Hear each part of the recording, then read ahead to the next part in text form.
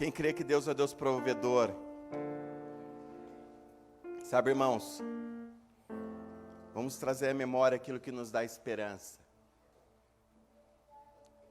Nós, muitas vezes, enxergamos muitos problemas, dificuldades, o jornal declarando tantas coisas. É uma realidade, claro que é. Nós não podemos negar a realidade, mas a realidade não nos conduz. A realidade não define o que devemos ou não fazer. Quem define o que devemos ou não fazer é o Senhor. A realidade muitas vezes mostra para nós que aonde vamos plantar não vai dar nada. Mas a fé nos mostra que se plantarmos ali, nós vamos ter uma colheita abundante. Então vai depender, você quer viver pela realidade do que você está enxergando, você quer viver pela fé do que Deus está falando e te mostrando. Isaac, ele plantou em Gerar. Gerar é uma terra que não dá nada. Nem alface cresce em Gerar, nada. Pense aí numa árvore que não nasce nada em Gerar, não dá nada. E Deus falou, fica aí. Enquanto todo mundo estava fugindo para ter uma grande colheita, indo para a Europa. Muitos fugindo, indo para nações sem uma direção. E Deus falou, continua aí no deserto. Continua aí, você vai colher. E ele começou a plantar dentro de uma obediência. Diz que ele colheu no mesmo ano 30, 60 e 100 por um. Então a colheita não depende da terra que você planta, depende de quem manda você plantar. E a quem você está obedecendo. A terra, naturalmente, não daria nada. Mas Deus é o Deus que dá o crescimento, a multiplicação. Se nós obedecermos a Deus, R$1 se torna em 1 milhão na presença dEle. Qualquer recurso que você possa ter. Se você está em obediência ao que o Senhor está declarando à sua vida, esse recurso, Ele multiplica o quanto for necessário para cumprir o propósito que Ele tem. Noé, quando ele recebeu uma direção de Deus, ele não perguntou de onde vinha a madeira. Ele não perguntou, mas eu não sei construir, Senhor, eu sou um agricultor, eu não sei construir, eu não sou um carpinteiro. Ele não começou a dar desculpas, ele falou, mas da onde que eu vou ter tanta madeira para construir essa arca? Mas como que eu vou construir essa arca? Eu não sei. Ele falou isso? Ele apenas obedeceu, irmãos, porque ele sabia que o recurso vem de Deus. Se Deus manda você fazer alguma coisa, não se preocupe com o recurso, Ele vai trazer. Ele só quer a tua obediência, só quer que você fale, eu vou, eu faço. Deus fala, beleza, então o recurso deixa comigo, filho, eu mando. Ele não ficou preocupado com as madeiras, ele ficou preocupado em obedecer ao Senhor. E muitas vezes, quando Deus manda alguma coisa, nós já pensamos no recurso. Já falamos, e agora, como que eu vou ter? Como que eu vou conseguir aquilo? Se Deus está mandando você fazer algo, creia que Deus vai multiplicar e te trazer o recurso em suas mãos, se você está obedecendo. Quem está entendendo o que estou falando?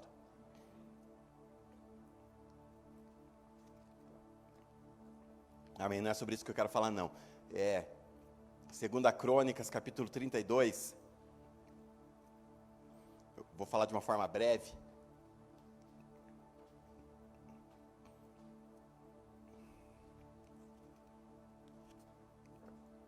Deus quer gerar fé em nossos corações. Você tem que crer de todo o teu coração, irmãos, que Deus é um Deus provedor. Não deixe nada tirar isso do seu coração. Deus é provedor. O pastor Guilherme, ele falou, Jesus vai voltar, não haverá pedra sobre pedra. Existe a realidade do evangelho, vocês precisam se santificar, vocês precisam largar o seu pecado, mas também existe a outra realidade do evangelho que completa, que diz, Deus vai prover, Deus é um Deus de milagres, Deus é um Deus de cura, e Deus é um Deus de sinais. Não adianta a gente pregar uma parte do evangelho, tem que pregar tudo. O problema é que as pessoas pegam uma parte do evangelho e fazem uma doutrina. Nós não, nós queremos pregar a palavra. E a palavra do Senhor diz, sim, Ele é um Deus de prosperidade. Mas a prosperidade não é o dinheiro, a prosperidade é muito mais do que isso. Esse é o problema, Deus é mais do que o dinheiro. Deus é mais do que muitas vezes nós falamos. E nós temos que colocar no nosso coração, eu não quero dinheiro, eu quero Deus. Eu não quero as coisas, eu quero Deus. E quando eu busco a Deus, as coisas correm atrás de mim, a prosperidade vem tudo, irmãos. Amém? 2 Crônicas, Senhor, 2 Crônicas 32. Do versículo 1 ao 8 diz assim. Eu já comentei sobre essa mensagem uma vez. Eu quero compartilhar novamente. Algumas pessoas ouviram, outras não. Já faz um bom tempo, mas eu senti de Deus de estar compartilhando novamente. 2 Crônicas, capítulo 32. Depois de tudo o que Ezequias fez com tanta fidelidade, Senaqueribe, rei da Síria, invadiu Judá e sitiou as cidades fortificadas para conquistá-las. Quando Ezequias viu que Senaqueribe pretendia guerrear contra Jerusalém, consultou seus oficiais e os comandantes do exército sobre a ideia de mandar fechar a passagem de água das fontes do lado de fora da cidade, e eles concordaram. Assim, ajuntaram-se muitos homens e fecharam todas as fontes e o riacho que atravessava a região. Eles diziam: por que deixar que os reis da Assíria venham e encontrem toda essa água? Depois, com grande empenho, reparou todos os trechos quebrados do muro e construiu torres sobre ele. Construiu outro muro do lado de fora do primeiro e reforçou Milo da cidade de Davi. E mandou fazer também muitas lanças e muitos escudos. Nomeou sobre o povo oficiais militares e os reuniu na praça, junto à porta da cidade, animando-os com estas palavras: sejam fortes e corajosos, não tenham medo, nem desanimem, por causa do rei da Síria e do seu enorme exército, pois conosco está um poder maior do que o que está com ele. Com ele está somente o poder humano, mas conosco está o Senhor, o nosso Deus, para nos ajudar e para travar as nossas batalhas. E o povo ganhou confiança com o que disse Ezequias, rei de Judá. Amém?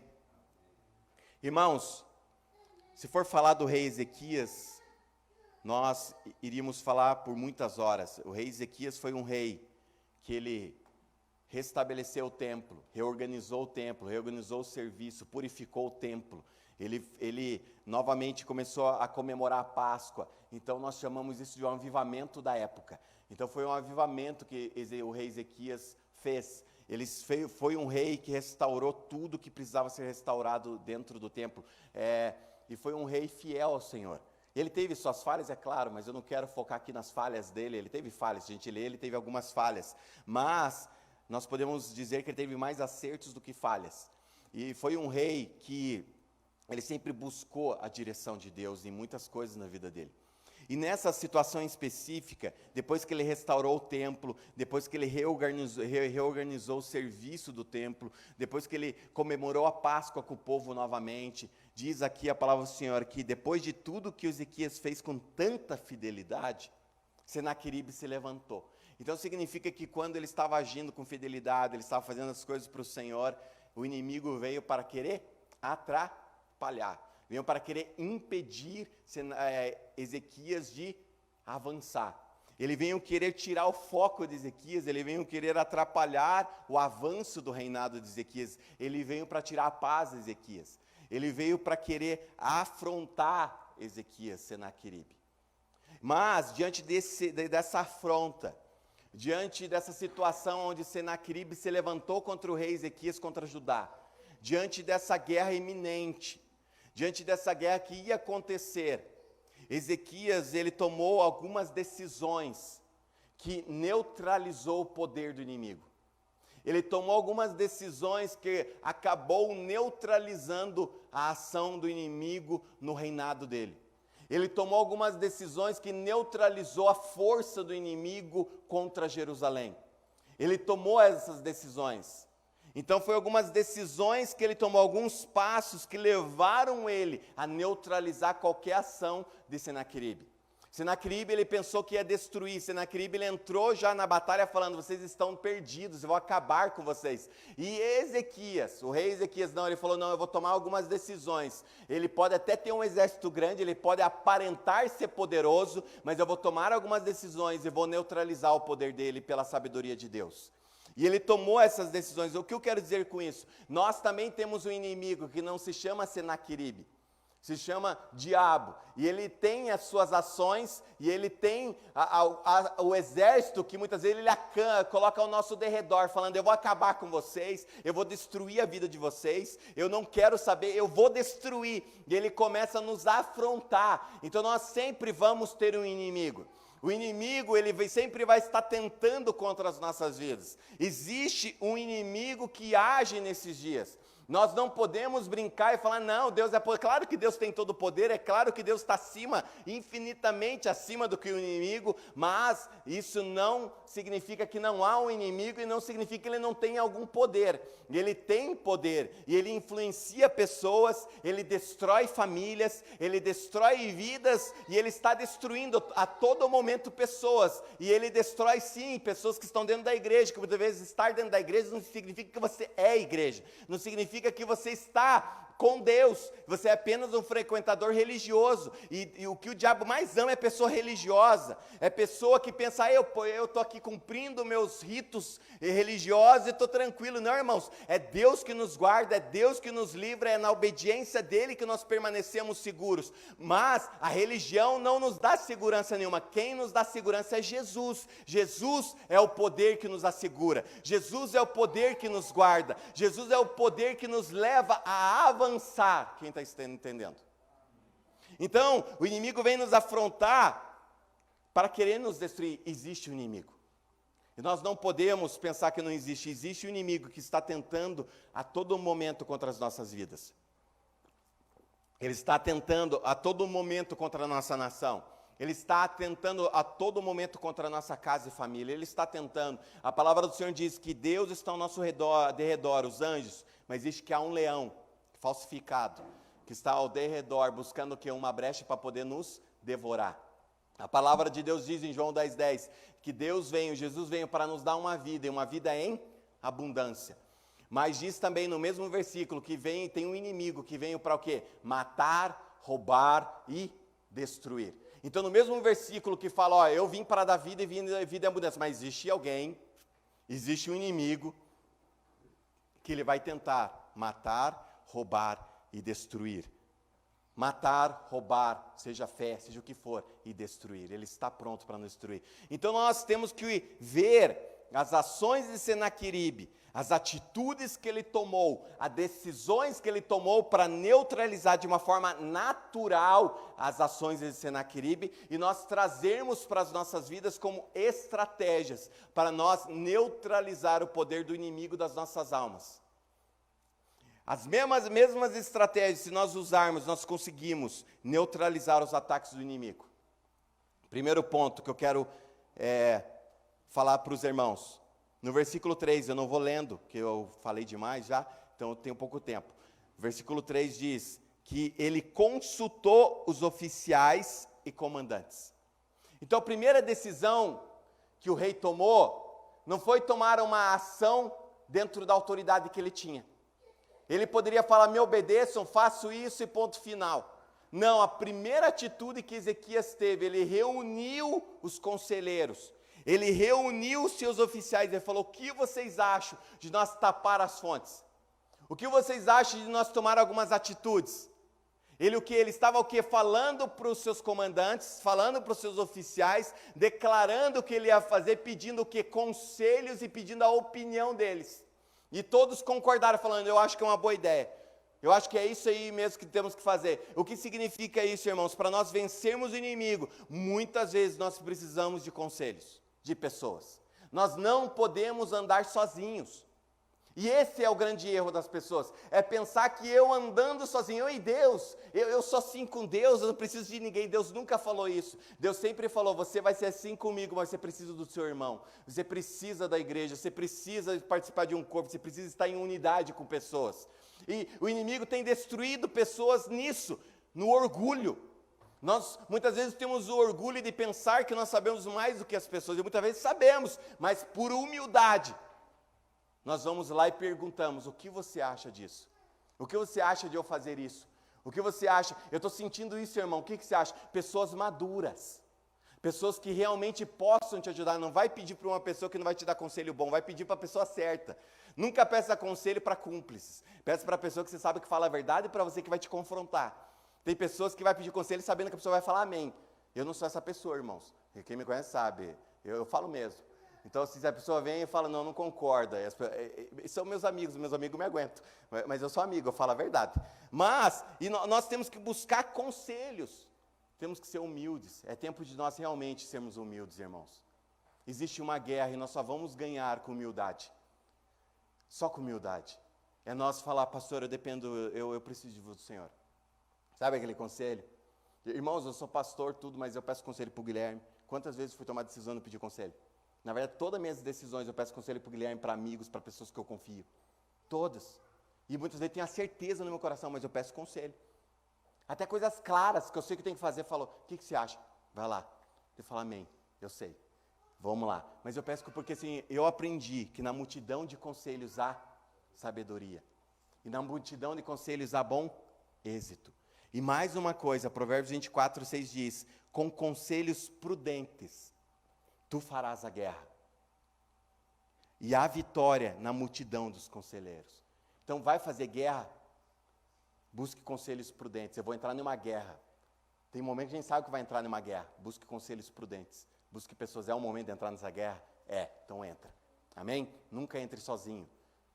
Sempre entre com uma pessoa te ajudando, com irmãos te apoiando, com pessoas orando pela sua vida, pessoas se levantando junto com você. Existe uma família, nós somos uma família, sim ou não? Não somos uma igreja, família de Deus na terra? Então não lute a tua guerra sozinho. O problema é que tem pessoas sendo destruídas porque está tentando lutar sozinho.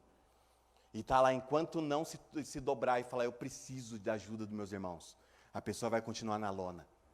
Porque, irmãos, o problema dela não é com Deus, é o orgulho de não depender de pessoas também. E a palavra do Senhor diz, nós dependemos dele, mas ele falou, ame seu irmão, busque andar juntos e seja um com o outro. Isso é a unidade. A unidade é andar juntos, ligados, um ao outro. Nós somos um corpo. E o corpo não é um membro sozinho, o corpo são vários membros juntos. Se eu estou sentindo uma dor, muitas vezes o que vem?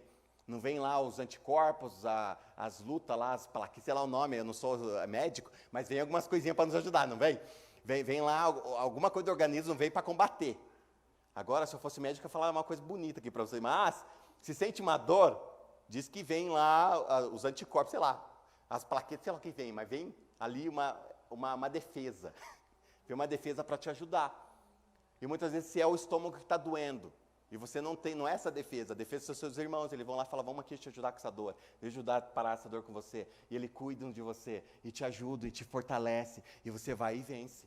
Mas agora você é o estômago querendo lutar sozinho, irmãos, não tem nada ali que você possa fazer, você está morrendo, levando pancada para todo lado, pá, pá, e você, dor, e você, pá, e você ali, o que eu faço? Eu estou orando, e o Senhor fala assim, é estômago, você precisa da ajuda dos irmãozinhos que são a cura. Então vai lá pedir, daí você vai lá, me ajude por favor. Daí vem os irmãozinhos da cura, irmãos. Vem aqueles lá, as plaquetas, tudo mais, e fala, deixa eu ajudar você nessa. E te ajudo. O problema é esse, irmãos, nós muitas vezes queremos fazer tudo. E nós não fomos chamados para fazer tudo, nós fomos chamados para fazer uma parte, os nossos irmãos fazem outra parte, e nós juntos se completamos. Amém? Vocês estão entendendo isso? Muitas vezes você tem habilidade para algo maravilhoso, mas junto com o seu irmão, as duas habilidades juntas, é o que é necessário para você vencer a guerra que você está enfrentando. Muitas vezes você tem duas habilidades, você e teu irmão, e precisa de uma terceira habilidade. Outro irmão que tem outra habilidade que vai completar mais ainda para você vencer a batalha que você está enfrentando. Está entendendo? Primeiro conselho, ele pediu conselhos. Então, viu? Primeiro conselho, ele pediu conselhos. Então, busque conselhos. Segunda decisão que ele tomou, tapar as fontes d'água. Ele pediu conselho, ele falou, vamos tapar as fontes. Existia lá uma fonte, um rio, um riacho que estava escorrendo. E ele falou, vamos tapar essa água aí. Não vamos dar água para o inimigo, vamos deixar eles com sede. Se eles querem tomar água, eles que vão para outro canto. Aqui eles não tomam. Ele falou, aqui nós não vamos dar água para rei Senaqueribe nenhum. Ele vai morrer de sede, o exército vai morrer de sede, porque eu vou tapar a fonte. E eles foram lá, um monte de pessoas, e taparam a fonte da água. A água não fluía mais, ficou só para eles. Eles estavam tomando água, eles estavam se nutrindo, mas o inimigo da vida deles não estava tendo nada para se nutrir. Quem está entendendo o que eu estou falando? Nós precisamos tapar as fontes da água das nossas vidas. Aquilo que está nutrindo o inimigo, nós temos que tapar. Muitas vezes nós falamos, porque o inimigo é forte em minha vida? Porque você está alimentando ele. Você está nutrindo o inimigo. Aquilo que nutre o inimigo o fortalece e nos enfraquece. Tudo aquilo que flui das nossas vidas, que pode fortalecer o inimigo, está nos enfraquecendo. Então, existem algumas águas que estão fluindo de nós, que ao invés de gerar bênção para nós, está gerando coisas ruins nas nossas vidas. Essas águas estão nutrindo o inimigo, estão nutrindo e fortalecendo o inimigo para ele vir contra nós. Então, nós precisamos tapar a fonte. E o que fortalece muitas vezes o inimigo? O que são essas águas? A incredulidade é uma água que flui de nós. Então, como que eu tampo a água da incredulidade? Você vai tapar com a fé. Então eu vou encher meu coração de fé, eu vou encher a minha vida de fé, eu vou estar tapando a fonte da incredulidade. A incredulidade não flui mais de mim, essa água não flui da minha vida. E se flui incredulidade dos nossos corações, se flui incredulidade das nossas vidas, essa incredulidade acaba fortalecendo o inimigo, acaba fortalecendo ele, enfraquecendo a minha vida, e ele se torna uma pessoa forte. Não porque ele é, porque eu mesmo estou fortalecendo. Quem está entendendo? Muitas vezes o inimigo é fraco, irmãos, mas nós o fortalecemos contra nós. Nós mesmos o nutrimos. Nós mesmos ajudamos ele a nos derrotar. Nós mesmos ajudamos ele a ter êxito contra as nossas próprias vidas. Como que eu faço isso? Eu tapo as águas. Qual que é a água que está fluindo e que está nutrindo o inimigo na sua vida? Qual que é a água que está fluindo de você? A incredulidade, o medo. O medo nutre o inimigo, porque o inimigo parece maior que ele é. O medo torna o problema maior do que ele é. O medo, ele pega, não tem lá, quando o povo de Israel foi entrar na Terra Prometida, que eles falaram, os gigantes já eram grandes. Eles falaram, nós somos como gafanhotos. Imagina, se você colocar como um gafanhoto perto de um gigante, significa que eles estão aumentando e muito o gigante. Então, o medo, quando eles viram o gigante, tiveram medo, o gigante que já era grande se tornou maior ainda. E eles se tornaram pessoas pequenas. Então, o medo sempre vai aumentar o problema, o medo sempre vai aumentar o que você está enxergando. Você muitas vezes está vendo uma pulga, e você está com medo, aquela pulga se torna um cachorro. Aquele cachorro, se tiver mais medo, se torna um leão. Se tiver mais medo, se torna um gigante. E quando você vê, ele te devora. E era uma pulga. Mas o medo fortalece o inimigo. Então, o que eu faço? Eu tapo o medo com a coragem. Eu falo, Senhor, me dá coragem, Senhor. O verdadeiro amor lança fora todo medo. Então, eu quero ser preenchido com o teu amor. Existem várias águas, irmãos, que fluem. A imprudência, a insegurança e tantas outras águas. E muitas vezes o que é lícito, muitas vezes são águas que fluem das nossas vidas, dando legalidade para o inimigo. Nem tudo que é lícito nos convém, não diz a palavra do Senhor? Nem tudo que é lícito convém. Tem coisas que é lícitas, mas está fortalecendo o inimigo e você tem que tapar essa fonte. Está entendendo? Eu não estou falando de pecado. Eu estou falando de algumas coisas que muitas vezes são lícitas em nossas vidas e está fortalecendo o inimigo para te ganhar. Muitas vezes o que assistimos é pecado assistir? Claro que não. É pecado ir no cinema? É claro que não. Mas agora o que você está assistindo, o que você está vendo determina se aquilo está nutrindo o inimigo ou não. Está entendendo? Assistir jornal é pecado? É claro que não, mas qual jornal você está vendo? Qual notícia você está procurando? Essa notícia está te fortalecendo ou está te destruindo? Então, muitas vezes não dá nada. Não dá nada, mas no final da conta dá, irmãos. Você está devedor. No final da conta vai estar vermelho a conta. E daí? Então, irmãos, é tempo de nós tapar as águas. Terceira decisão, edificou todo o muro quebrado. Então, existia algumas brechas no muro. O que o rei fez? Foi lá e tapou tudo. Falou, aqui não vai ter brecha. Aqui o inimigo não entra. Ele foi lá e tapou. O que o muro significa? A proteção externa contra ataques. Então, você tem ali a proteção. Os exércitos, eles tinham uma dificuldade de entrar, porque existia um muro que estava protegendo a cidade. E se tinha brecha, tinha o quê? Vulnerabilidade. Então, o que Ezequias falou? Eu vou tirar tudo isso, eu vou me fortalecer, eu vou fortificar meu muro. E ele foi lá e tapou toda a brecha. Agora sim, existe um muro de proteção ao nosso redor. Existe um muro que Deus estabeleceu, anjos nos protegendo, diz que Ele está ao nosso redor, os anjos estão ao nosso redor, então existe uma proteção, um muro de proteção. Agora, existem algumas atitudes que nós tomamos que faz com que esse muro tenha uma brecha. E diz que existe um leão que está o quê? Ao nosso redor buscando o quê? Uma brecha. Ele está buscando apenas uma oportunidade para entrar e devorar as nossas vidas e nos destruir. Então, cada brecha que você deixa aberto é uma legalidade que o inimigo tem para agir e atuar na sua vida. Então, toda brecha aberta é algo que é de fácil acesso para o inimigo. Então, muitas vezes nós estamos sofrendo. Irmãos, eu não estou falando de oração. Não adianta orar. Nós oramos, jejuamos, mas se você tem brecha, você pode orar, pode jejuar, pode pedir conselhos, pode fazer o que for. Existe uma legalidade, o inimigo vai continuar agindo enquanto você não tomar uma atitude de tapar essa brecha. E essa decisão é tua, porque o muro Deus deu. Agora você que abriu a brecha, você fecha. Deus não vai fechar a brecha, é uma atitude tua. E muitas vezes, Deus, que brecha, Deus... E Deus fala, fecha a brecha. É fechar a brecha. Nós temos que fechar a brecha do muro que está ao nosso redor, porque essas brechas dão legalidade para a ação do inimigo em nossas vidas. As brechas dão aos espíritos malignos base legal para atuar em nossas vidas. Você fala, mas por que está agindo? Por que está atuando? Existe uma base legal. Alguma brecha está aberta. E brecha, já estou falando aí de pecado. A falta de perdão. A falta de perdão é uma brecha que deixa teu muro escancarado. Por quê? Porque se eu não perdoo, não há perdão sobre mim. A palavra do Senhor diz, se nós não liberarmos perdão, o perdão dele não é liberado sobre nós.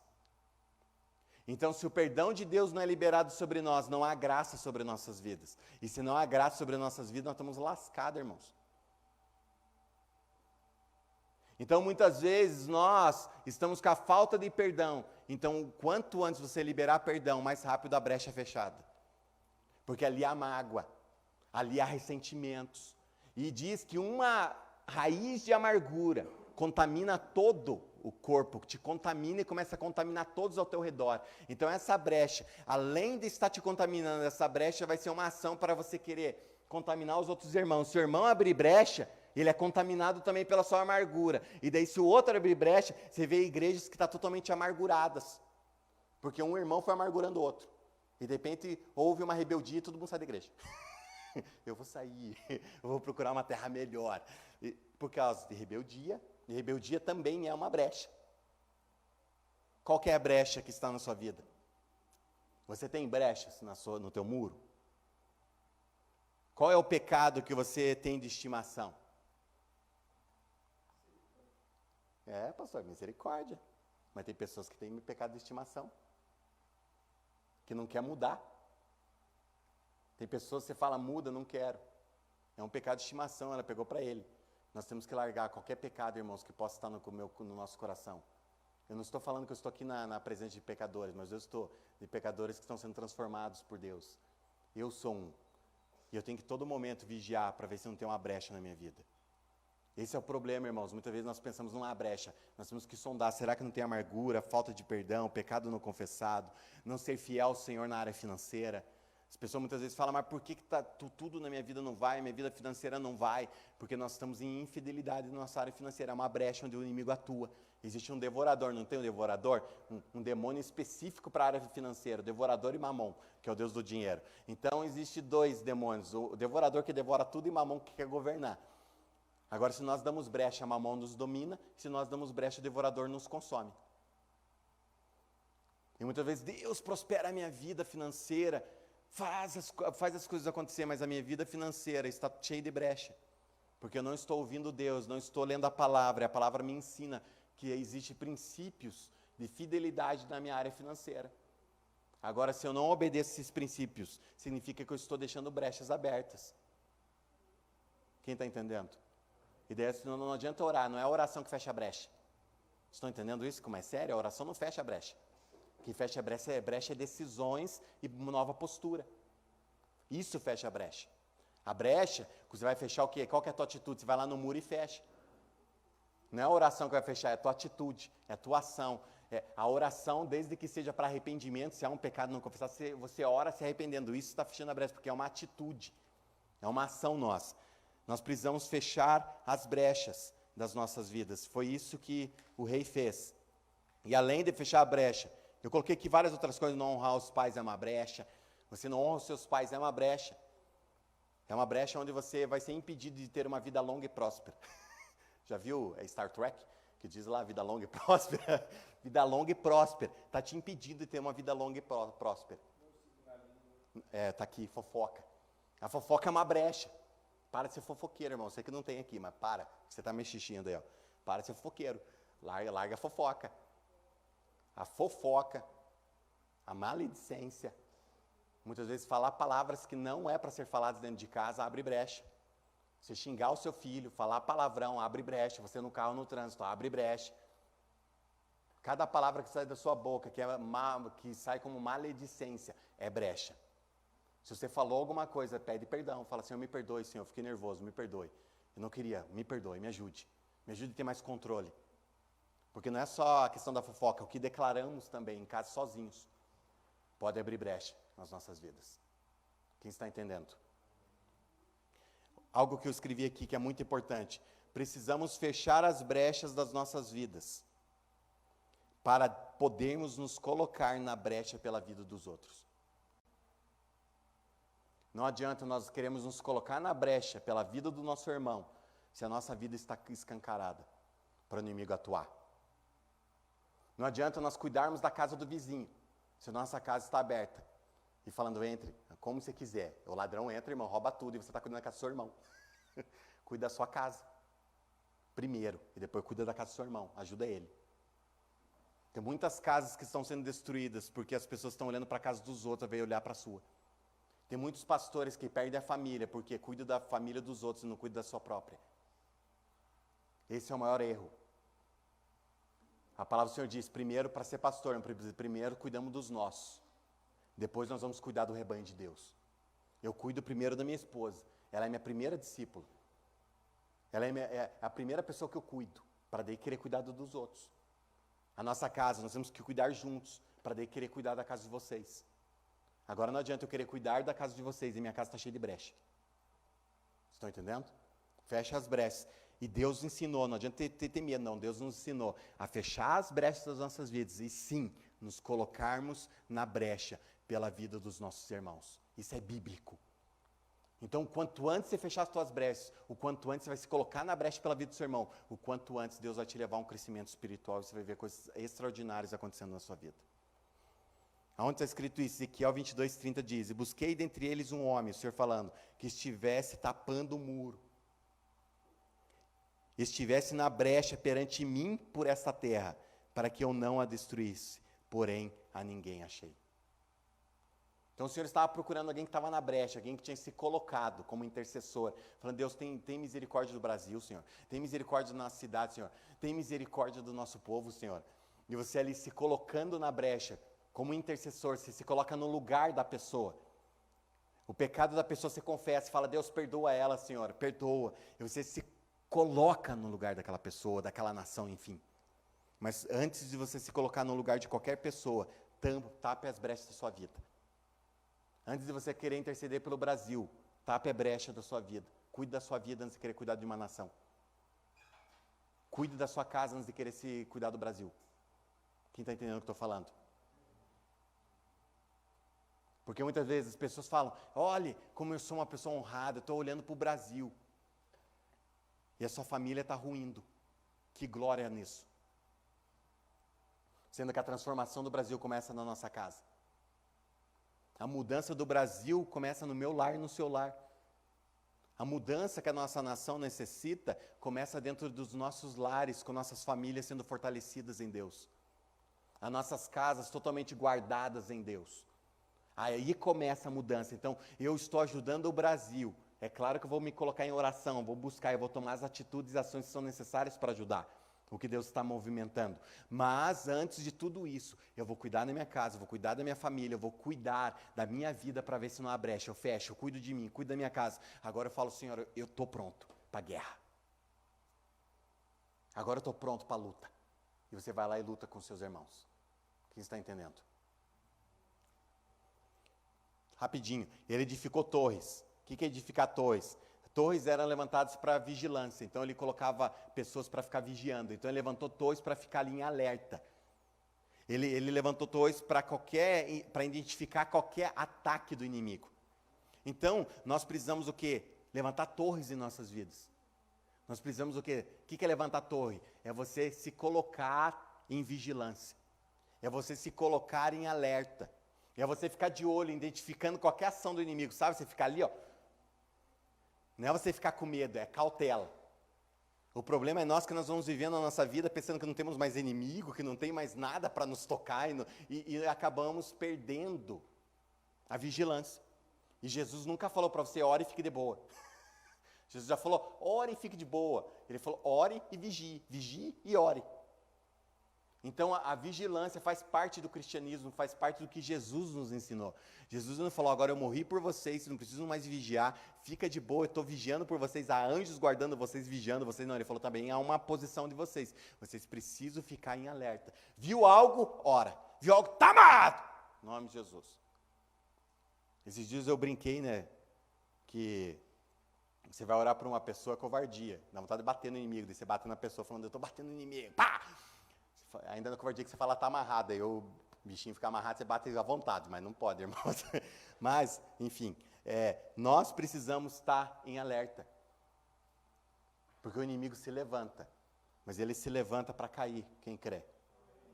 Mas desde que você esteja em alerta. Jesus está voltando, sim ou não? Jesus, ele falou que nós não íamos ser pegos de surpresa, porque aqueles que estão na luz iam identificar o retorno. Agora nós não sabemos o momento, nem a hora, nem o dia, mas nós sentimos que o retorno está breve. Pode ser daqui 10, 20 anos, não sei, mas eu estou alerta todo dia, porque a qualquer momento as coisas estão se desenrolando e Jesus está voltando. Agora, para mim, ir morar no céu com Ele, não é simplesmente reconhecê-lo como Senhor, é viver Ele como Senhor na minha vida, é diferente. Reconhecer é uma coisa, agora viver Ele como Senhor é outra, porque viver Ele como Senhor é obedecer o que Ele fala. Agora, reconhecer é fácil, irmãos, é gostoso. Oh Deus, eu conheço, mas desde Jesus fala, agora você larga isso, ser pecador aí. Ah não, mas... Estão entendendo? Então, se vigia. Vigia. Mais um passo, edificou torres, outro levantou outro muro por fora, já tinha um muro. Ele tapou ali a brecha e ainda levantou outro. Significa o quê? Que nós precisamos, na hora das lutas, nos fortalecer em Deus. Se fortaleça no Senhor. A palavra do Senhor diz, Efésios 6:10, nos demais, irmãos meus, fortalecei-vos no Senhor e na força do seu poder. E Efésios 6 fala sobre batalha espiritual. Então nós precisamos nos fortalecer em Deus. Nós precisamos tapar a brecha, tapei as águas. Estou ali em alerta, pedir conselhos, mas eu também preciso me fortalecer. Como que me fortaleço em Deus? Ouvindo a palavra gera fortalecimento, lendo a palavra, buscando no Espírito, gera fortalecimento, orando, a oração me fortalece, então nós precisamos nos fortalecer em Deus. Ezequias, ele não simplesmente, ele tapou ali a brecha, ele falou, vou levantar mais um muro, vou ficar mais forte ainda. Então nós precisamos nos fortalecer diariamente em Deus, todo momento, todo dia. Nós ali lendo a palavra, orando, jejuando, buscando a presença de Deus, isso nos fortalece. E quanto mais nós somos fortalecidos em Deus, mais o inimigo começa o quê? Perder sua força. E mais ele perde a sua força em nossas vidas, e mais nós conseguimos avançar dentro do propósito. Mais uma. Falta 2 minutos. Falta só mais 2 pontos que eu falo bem rapidinho. Fez armas e escudos em abundância. No versículo 6. O que significa isso? Ele se equipou. Ele não simplesmente tapou a brecha, ele não simplesmente tapou as fontes, ele não simplesmente ficou ali em alerta, ele não simplesmente ele se fortaleceu, mas ele também adquiriu o quê? Mais armas. Ele se equipou contra o inimigo, se equipou contra a guerra que estava ali iminente. Ele não ficou apenas orando, ele foi e se equipou, ele se preparou para aquilo. E a palavra do Senhor diz que há armas que Deus nos deu que são poderosas contra o inimigo. Há armas espirituais que o Senhor nos concedeu que nós podemos lutar. Deus não nos deixou em uma guerra sem armamento. Deus não nos deixou em uma guerra sem armas para a luta. Ele nos deixou armas poderosas. Mas as nossas armas não são como as de Ezequias, que são naturais. As nossas armas são espirituais. As nossas armas, elas são adquiridas no mundo espiritual, no homem e mulher espiritual. A armadura de Deus que diz em Efésios não é uma armadura natural, é uma armadura espiritual, que nós somos revestidos do nosso homem em interior. Existe uma armadura, então, muitas vezes nós ficamos ali na guerra sem armadura, daí a flecha vem, irmãos, acerta mesmo e dói mais. Agora com a armadura você está protegido, e muitas vezes Deus nos equipou, Deus colocou à nossa disposição armamentos, Deus colocou na nossa disposição várias armas espirituais, que muitas vezes nós não temos o conhecimento, porque não lemos a palavra, e nós ficamos ali levando bombardeio de todo lado, sem arma nenhuma, sem armadura. Agora Deus está falando, vocês precisam buscar se revestir com a minha armadura, diz Efésios. E existe uma armadura ali, nós nos revestimos no nosso homem interior, existe uma espada para guerrear, existe um escudo para se defender, existe capacete, existe toda a armadura espiritual para nós o que? Nos defendermos e também atacarmos. Existe um momento de defesa, existe também momentos de nós atacarmos o inimigo. O inimigo não está muitas vezes lutando contra você, mas está lutando contra o seu irmão, está lutando contra a nossa nação, está lutando contra a nossa cidade. Então nós não vamos ficar apenas vendo o fogo acontecer, nós não vamos ficar apenas vendo as coisas sendo destruídas, nós vamos fazer o quê? Pegar as armas espirituais e vamos à luta. Nós vamos para a batalha, nós vamos lutar e guerrear com as armas certas que Deus já nos deu. O problema é que nós não usamos muitas vezes essas armas com a sabedoria de Deus. E Deus está falando, aprenda a usar essas armas. Há uma guerra e há todas as armas necessárias para você vencer essa luta, essa batalha. Nós precisamos então buscar em Deus ser bem equipados. A oração é uma arma, sim ou não? É uma arma de defesa e uma arma de... Então você já tem uma arma poderosa, que é a oração, e muitas vezes nós não oramos. Existe a oração individual, que já é uma arma, tanto de defesa quanto de ataque, também existe uma arma coletiva, de oração no coletivo. Imagine, irmãos, você dando um tiro, e de repente você está ali com vários irmãos, metralhadora. E você fala, irmão, ora por mim, o que é você está falando, irmão? Eu preciso da sua ajuda, 2 armas. Daí vem 3 armas, nós orando pelo Brasil sozinho, é diferente nós orarmos em corpo, em unidade, porque são várias armas para o mesmo alvo, se torna um bombardeio, o inimigo está ali, é um tirinho só do PT, Então nós precisamos entender que temos armas, e são armas para nós usarmos individualmente, existe também armas para nós usarmos coletivamente, juntos, que se torna mais forte ainda. A oração é importante no individual e a oração é importante no coletivo. Nós temos que ter uma vida de oração em casa, nós temos que ter uma vida de oração diária com nós e Deus no lugar secreto, e nós temos que ter uma oração também coletiva com nossos irmãos. É bíblico, o Senhor falou que existe uma oração que é uma oração em concordância. Se nós concordarmos a respeito de qualquer coisa na face da terra, o Senhor disse que do céu Ele estava ouvindo e estaria sendo ligado no céu e na terra. Há um poder nisso, o inimigo muitas vezes quer nos afastar, quer falar, não precisa. Nós precisamos usar as armas certas. Jejum é uma arma, sim ou não? De defesa e de ataque, é uma arma contra você também, porque você mesmo, no jejum, é confrontado. Então, uma arma para desarmar muitas vezes você das armas erradas, te colocar as armas certas, e é uma arma espiritual. A leitura da palavra, o que flui daqui não é uma arma. Tanto que o inimigo quis usar a arma contra Jesus. Ele pegou e também vou usar essa arma contra você. E ele pegou o que foi com Jesus com a palavra. E Jesus, através da palavra, confrontou ele, e ele perdeu. O diabo sempre perde, irmãos, mas ele tem conhecimento da palavra mais do que nós. Ou você acha que ele não sabe mais do que você sobre a palavra? Então, muitas vezes, por isso que nós somos enganados, porque ele sabe muito mais e sabe onde nos pega.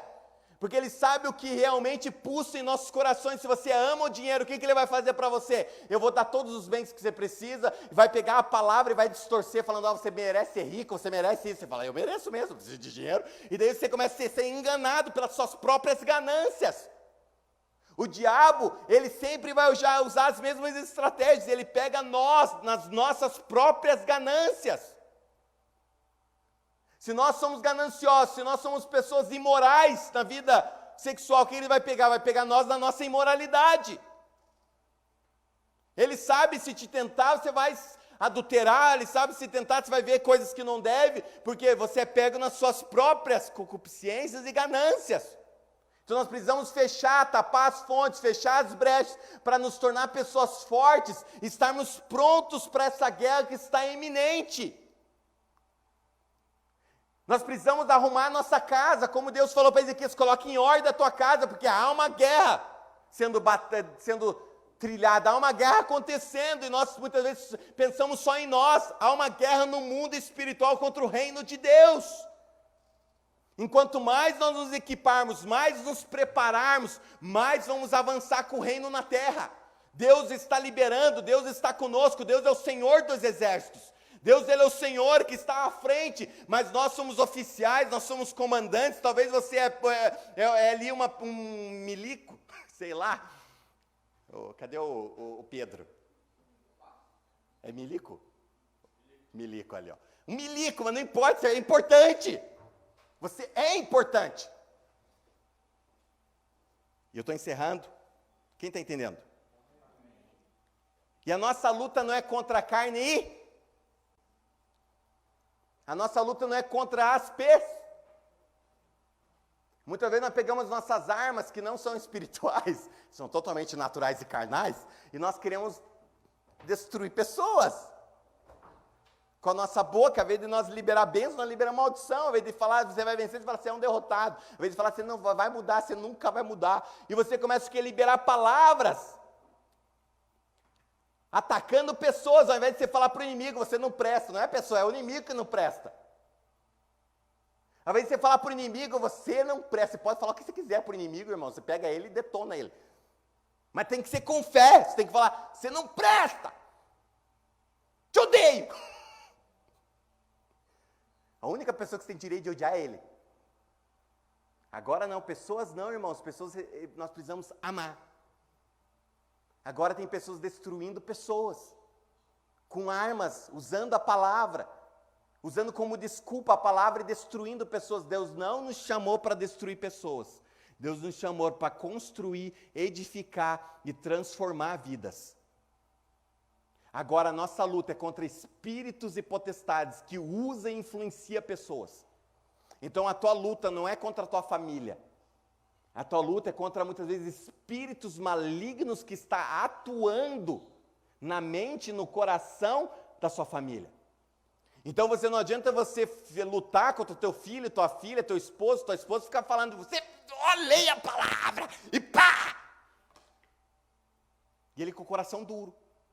Você tem que orar e falar, Deus, amolece o coração dele, Senhor. Se há um espírito maligno que está endurecendo, Senhor, em nome de Jesus vai perder a força. E você jejua e fala que tem castas demônios que só sai através de jejum e oração. Então você vai e jejua e fala, vai sair em nome de Jesus, minha casa é do Senhor. Daí se fica só ele carnudo, Deus vai quebrar o coração dele. Deus coloca na lona, se for preciso, mas quebra, irmãos. Não é demônio, não é nada, Deus não é demônio, não, é ele mesmo, Deus quebra, irmãos. Mas tua luta não é contra o teu esposo, tua luta é contra ódios espirituais, é contra o coração duro dele, se ora, Deus amolece.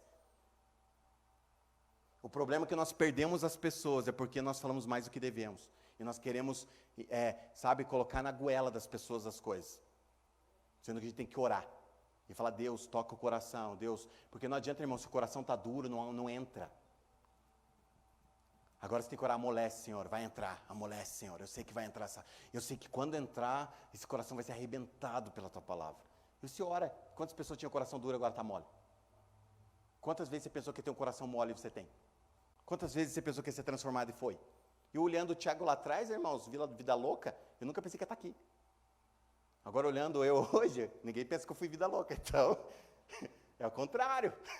Você olha e fala, nossa, o Tiago deve ter sido um santo sempre. Deve ter sido um filho exemplar. Minha mãe fala que eu fui, não sei como, mas tudo bem. Mãe é mãe, né?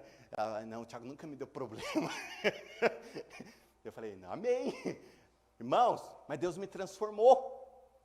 Porque um momento meu coração se abriu. A palavra entrou e eu fui transformado. Agora, existe armas que nós podemos usar. Elas são espirituais para agir e destruir o inimigo, não as pessoas. Nunca foque em pessoas. Foque no que está por trás e o que está influenciando essas pessoas. E se a pessoa está naturalmente com o coração duro, foque para Deus transformar a vida dela. Deus toca o coração e muitas vezes a transformação não significa que não é através de confronto. Quem está entendendo o que eu estou falando? Muitas vezes a pessoa está em pecado, você confronta ela, você não vai passar a mão na cabeça. Fala, não, fica tranquilo, isso daí é de boa. Não, você pega e fala, você precisa mudar de vida, cara. Precisa se arrepender. Mas a minha vida está assim por causa das suas atitudes e suas decisões. Quando você confronta o pecado, aí sim o pecado é transformado e a pessoa começa, opa, é verdade. Agora quando você passa a mão, não estou falando para você passar a mão, você está entendendo o que eu estou falando, né? Estou entendendo. Por último, pois oficiais de guerra sobre o povo, o que significa que existe uma guerra no mundo espiritual, existe uma hierarquia. O inimigo não tem hierarquia? Não tem hierarquia no mundo do inimigo? O inimigo é o chefe, daí tem lá o subchefe, daí tem lá o comandante, tem o sargento. Tem uma hierarquia no mundo espiritual, existe uma hierarquia no reino de Deus. E não significa que um é melhor do que o outro. Não significa no reino de Deus que eu sou melhor do que você. Significa que Deus me estabeleceu numa função diferente. Mas todos nós, juntos, conseguimos ser fortes. Juntos somos fortes dentro das nossas funções. Mas existe uma hierarquia no reino de Deus. Existe o pastor, existe ali o líder da igreja, existe o diácono. Vai indo. E tem autoridades que Deus delegou, naturais e espirituais. E nós precisamos entender isso. Porque o milico não vai chegar lá pro nosso amigo ali mais novo ali, o Pedro, que é sargento, Pedro? Tenente. Pro tenente fala, que tenente? É, beleza? Quando tiver em serviço. Chega assim, Pedro? O que ele fala? Primeiro ele pede permissão para falar comigo. Claro que não vamos fazer isso aqui, tá, irmãos? Pede permissão para conversar, para Aí. a palavra e eu dou permissão para ele. Aí, ó. Quantos anos você tem, Pedro? 20 anos. Viu como é que não é questão de idade? É questão da posição que você está vivendo, a tua posição no reino. Então não importa a idade, se tem 10, 20, 30, 40, 50, a tua posição no reino, irmãos, te dá uma autoridade. Quem está entendendo o que eu estou falando? E muitas vezes no mundo, o inimigo tem hierarquia, está tudo certinho, nós vivemos uma bagunça. E nós queremos enfrentar tudo sozinho, eu sou ali o miliquinho, quero ir lá contra o general. E você apanha, irmão. Você apanha. Agora não, você pega o miliquinho junto com o general junto, é miliquinho mais general. E junto com Deus, irmão, o Senhor dos Exércitos detona tudo. Então nós precisamos entender isso. Agora não adianta nós ali crescendo ainda, somos miliquinho, estamos estudando para ser general no mundo espiritual, tentando para ser um sargento ou um tenente, e nós ali querer enfrentar todas as guerras. Sendo que existem potestades, principados e dominadores. Cada um tem uma função no mundo espiritual. Existem demônios que atuam em uma região. Ele é comandante da região. Existem demônios que cuidam de uma casa. Ele é comandante da casa. Mas a casa é minha, enquanto Deus não entra. Quando Deus entra, ele expulsa e já era. Mas existe. Então, existem demônios que estão no mundo espiritual cuidando de um estado, de uma nação. Existem demônios que cuidam de nações. Para o que? Influenciar e destruir. Existem demônios na área sexual. Então o que ele faz? No Brasil a gente vê no carnaval, o que eles fazem? Eles querem influenciar pessoas na imoralidade sexual. Então há um demônio que tem que ser destruído. O carnaval é um símbolo demoníaco na nossa nação, que precisa acabar. Mas é só um carnaval, não, é festa da carne, precisa acabar. Uma influência maligna sobre a nossa nação para ganhar dinheiro através da imoralidade sexual. E nós temos que falar, isso tem que acabar na nossa nação. Amém? Então, conclusão. Eu quero repetir o que o rei falou. Sede corajosos e tem bom ânimo. Não temais, nem vos espanteis por causa do rei da Assíria, nem por causa de toda a multidão que está com ele. Pois há conosco, escute isso, há com você. Pois há conosco um maior do que o que está com ele. Com ele está o braço da carne. Mas conosco o Senhor nosso Deus. Aleluia. Para nos ajudar e para guerrear por nós. Para nos ajudar, significa que nós estamos fazendo alguma coisa, quando você precisa de ajuda, é que você está fazendo alguma coisa. Então, para nos ajudar e guerrear por nós. E o povo descansou nas palavras de Ezequias, rei de Judá. E nós vemos a história como que foi a derrota do inimigo. Não foi apenas, né, essas são decisões que levaram à vitória. Mas não foi o que venceu. O que venceu foi a ação de Deus. Mas foi necessário tomar essas atitudes. Quando Ezequias tomou essa atitude, diz que Deus enviou anjos e destruiu o exército de Senaqueribe. Foi algo espiritual e sobrenatural. Porque Senaqueribe, ele chegou e começou a confrontar o povo. Vocês vão acreditar no que o rei falou? Vocês vão acreditar que o Deus de vocês vai livrar vocês de mim? Nunca! Nenhum Deus de outra nação conseguiu livrar, porque o de vocês vai. Porque o Deus de vocês vai livrar vocês, não vai. E começou a amedrontar, tentar amedrontar o povo. E disse que o povo continuou firme no propósito. E disse que Deus enviou anjos e destruiu o exército de Senaqueribe. E disse que Senaqueribe voltou para a terra dele envergonhado. Voltou com a cabeça baixa. Porque ele saiu de lá, eu vou ganhar mais uma nação. E voltou sem nada. Agora o inimigo outra vez está falando, eu vou ganhar sua família, eu vou destruir você. Você toma essas atitudes, irmãos, Deus está guerreando por você. Deus está enviando anjos e está destruindo qualquer plano do inimigo contra a sua casa, está sendo frustrado. Eu quero declarar sobre a sua família, a sua casa, qualquer plano do inimigo está sendo frustrado em nome de Jesus. Se coloca de pé. Eu quero declarar que nós precisamos tapar as fontes. Se você não decorou, depois você quiser, eu posso mandar para você, ou você escuta novamente na transmissão. É necessário nós tomarmos essas atitudes nesses dias. Então é necessário nós entendermos que nós dependemos e precisamos. Dependemos de Deus 100%, mas nós precisamos uns dos outros. Primeiro ponto, não lute guerras sozinho. Há um irmão que pode te ajudar. Há alguém no exército que pode estar com você. Segundo ponto, tape as fontes das águas. Veja o que está nutrindo o inimigo na sua vida e decida, eu vou tapar essa fonte. Terceiro, edifique um muro quebrado. Tape todas as brechas. Se há uma brecha, analisa, ora e fala, Senhor, tem, você identificou, porque o Espírito vai te ajudar nisso. Identificou, vai lá e tapa essa brecha. Pare de fazer, peça perdão. Tapou a brecha, se fortaleça em Deus. Comece a se fortalecer através da leitura, oração e jejum. Busque juntos também, coletivo. Edifica outro no muro, que é a questão de você estar fortalecido. Levante torres, fique em alerta. Você está vencendo em nome de Jesus, mas não significa que a batalha acabou. A guerra continua, todo momento. A guerra não para, então você tem que ficar em alerta. Use as armas que Deus te deu, aprenda sobre elas. Existem armas espirituais.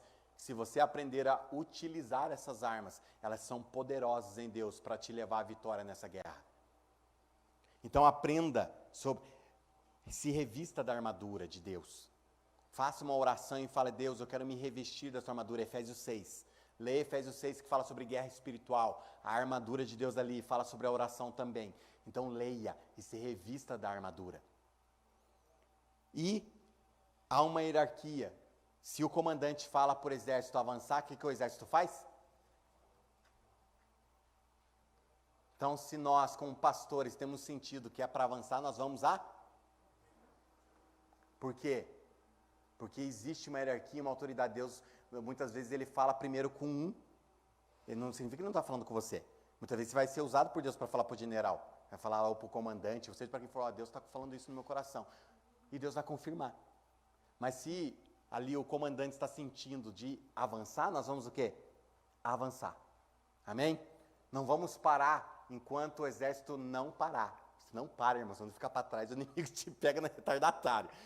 Então vamos avançar. E nós temos sentido em Deus que nós estamos numa guerra. Deus tem derramado coisas sobre nós. Deus tem liberado palavras sobre nossas casas, famílias, sobre as nossas vidas. Deus tem derramado palavras sobre a nossa nação, sobre a nossa cidade, sobre nós como igreja local. E nós temos sentido que é tempo de nós avançarmos. Mas avançarmos dentro dessas decisões. Amém? Então tome essa decisão hoje, tome essa decisão essa semana. Comece a orar, falar, tem alguma coisa que estou nutrindo, tal, para você, irmãos, avançar, vamos avançar juntos, é algo sobrenatural que Deus vai fazer nesses dias. E nós precisamos estar o quê? Prontos para viver isso em Deus. Há um exército que está tentando muitas vezes fazer barulho. Eles fazem barulho, irmão, o inimigo faz barulhento. A minoria faz barulho. São barulhentos, eles fazem barulho. Mas existe um Deus que é mais forte do que qualquer barulhinho que a gente escute. Vocês estão entendendo? A minoria fazendo barulho? Há uma minoria fazendo barulho e nós estamos ouvindo. Mas existe um Deus que está falando, não liga. Pega as armas, toma as decisões, eu vou vencer essa guerra. Amém? Então eu quero orar por você. Declarar sobre a sua casa, sua família. Se tem algo que você quer pedir perdão, já adiantou, já fala, Deus me perdoe. Eu peço perdão. Eu quero tapar as brechas na minha vida. Eu quero tapar as águas. Eu peço perdão. Eu quero pedir perdão nesse momento. Você que está em casa, faça as mesmas coisas. Eu quero pedir perdão. Se eu tenho lutado contra as pessoas, me perdoe, Senhor. Eu não quero lutar contra as pessoas. Eu estou entendendo que minha luta não é contra pessoas, sim contra principados, potestades, dominadores, espíritos malignos que têm atuado, Senhor. Me ajuda a ter essa visão, me ajuda a ter esse discernimento, me ajuda a discernir o que é carne e o que é o inimigo. Me ajuda a discernir, Senhor, o que vem do diabo, o que está sendo da carne da pessoa. Me ajuda a ter esse discernimento espiritual. Me ajuda, Senhor, porque nesses dias é necessário discernimento, eu quero ter esse discernimento. Eu quero liberar, Pai, sobre cada irmão que está neste lugar, cada irmão, o discernimento dos céus, o discernimento de Deus sobre a vida de cada um, em nome de Jesus. E eu quero declarar também, Senhor, que toda ação do inimigo contra a casa, a família, contra negócios, Senhor, contra tudo que faz parte da vida dos meus irmãos e irmãs, nesse momento eu quero declarar que está sendo neutralizado pelo poder do nome de Jesus. E eu quero declarar que eles são livres para avançar, que eles são livres para alcançar o que o Senhor está liberando sobre a vida, família e empreendimento, Senhor, em nome de Jesus. Eu quero declarar, Pai, que essa semana será uma semana onde nós vamos estar corrigindo o que precisa ser corrigido em nós, e nós vamos avançar, Pai, fortalecidos nessa batalha, porque nós cremos, Pai, que em Ti nós já vencemos, que em Ti maior é o que está em nós do que está no mundo. Tu és aquele que vai nos dar a coragem que necessitamos, Tu és aquele que vai gerar a fé que precisamos, Tu és aquele que vai gerar a ousadia que é necessária nesses dias, Tu és aquele que vai nos dar a sabedoria e o discernimento, para usar as armas espirituais com sabedoria e discernimento no momento certo, na hora certa. E o Senhor, Pai, vai nos ajudar a nos unir como corpo para vencermos a batalha no reino de Deus. Em nome de Jesus, amém, amém e amém. Que Deus abençoe a sua vida, que você possa essa semana meditar nessa palavra, tomar as atitudes que são necessárias, e eu tenho certeza que você já venceu em Cristo, em nome de Jesus. Amém? Então é isso, irmãos. Deus abençoe.